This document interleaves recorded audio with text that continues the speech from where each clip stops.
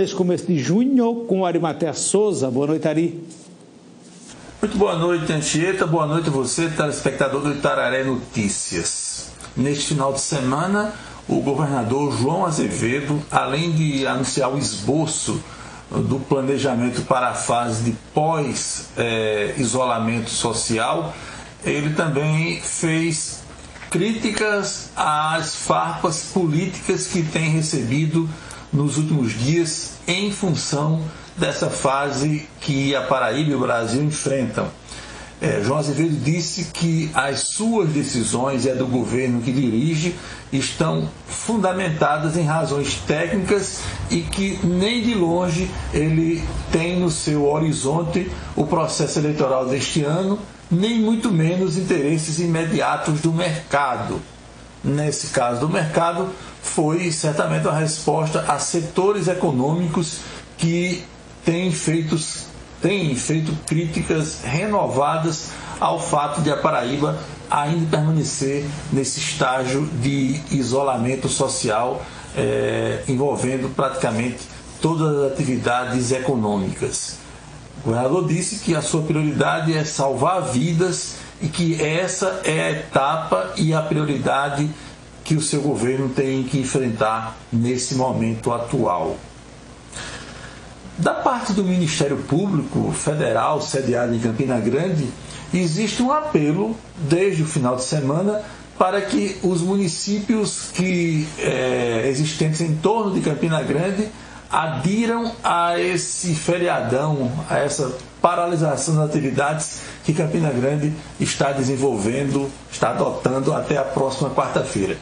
Campina Grande referencia cerca de 70 cidades em termos de Covid-19 e o Ministério Público apela para que os prefeitos aproveitem a terça e a quarta-feira ainda e façam esse engajamento nesse esforço concentrado de Campina Grande para dispersar as pessoas e ao mesmo tempo concentrarem essas pessoas, esses habitantes, nos seus domicílios. Quem falou sobre esse assunto foi a procuradora do Ministério Público Federal em Campina Grande, a Cássia Suassuna. Vamos conferir. O Ministério Público Federal, o Ministério Público do Estado da Paraíba e o Ministério Público do Trabalho expediram ontem um ofício circular dirigido aos 69 municípios que compõem a segunda macro, solicitando que a gestão analise a possibilidade de adesão à antecipação dos feriados nas mesmas datas de Campina Grande, 1 a 3 de junho, naquilo que for cabível. E isso para que significativamente haja um isolamento nessas datas. A preocupação dos ministérios públicos é com a iminência do colapso da rede pública e privada. Estamos em um momento de franca aceleração de casos, um momento em que exige uma atuação conjunta dos gestores para salvaguardar a estrutura hospitalar. Lembrando sempre que o município de Campina Grande atende não apenas a Campina Grande, mas é referência para outros 69 municípios. No plano nacional, o final de semana foi marcado, lamentavelmente, outra vez, pelas confrontações entre aliados e adversários do presidente Jair Bolsonaro. Só que de Brasília isso foi transferido para São Paulo e houve pesadas desavenças entre simpatizantes e adversários do presidente da República, sendo necessária a intervenção policial para que as coisas não piorassem ainda mais.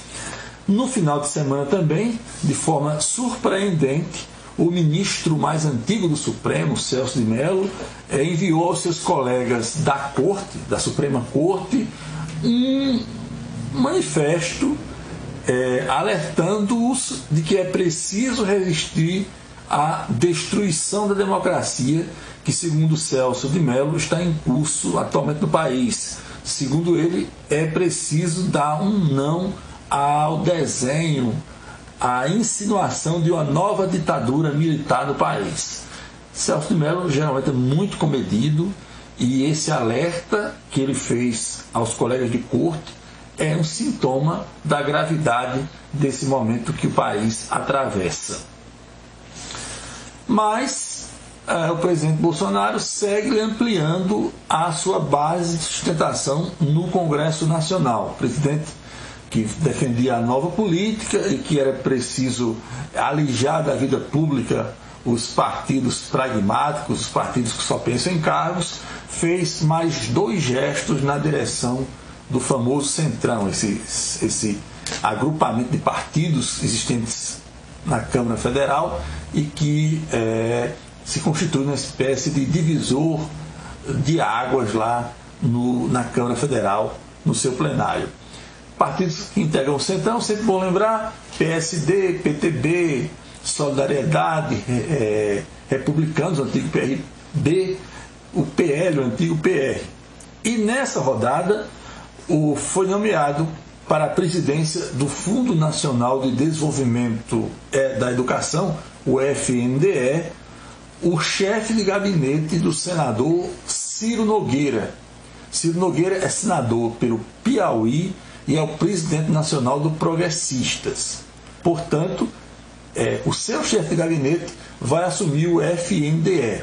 É um fundo, o principal fundo da área do Ministério da Educação, que gera recursos que variam de 34 a 50 bilhões de reais por ano. Esse FNDE é tão importante que uma das diretorias foi reivindicada pelo PL há pouco tempo e obteve sucesso junto ao presidente Bolsonaro. Esse Fundo Nacional da Educação, trata, por exemplo, da compra de livros didáticos, da contratação de transportes escolares, trata também dos financiamentos do FIES para alunos do 3º grau, ou seja, é um cargo muitíssimo cobiçado na estrutura do governo federal.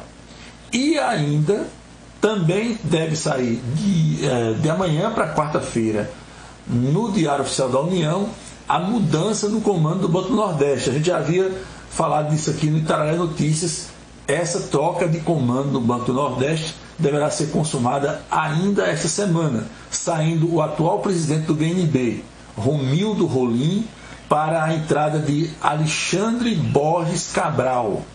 Esse Alexandre Borges Cabral vai ser uma indicação também do Partido Liberal, o antigo PR na Câmara Federal.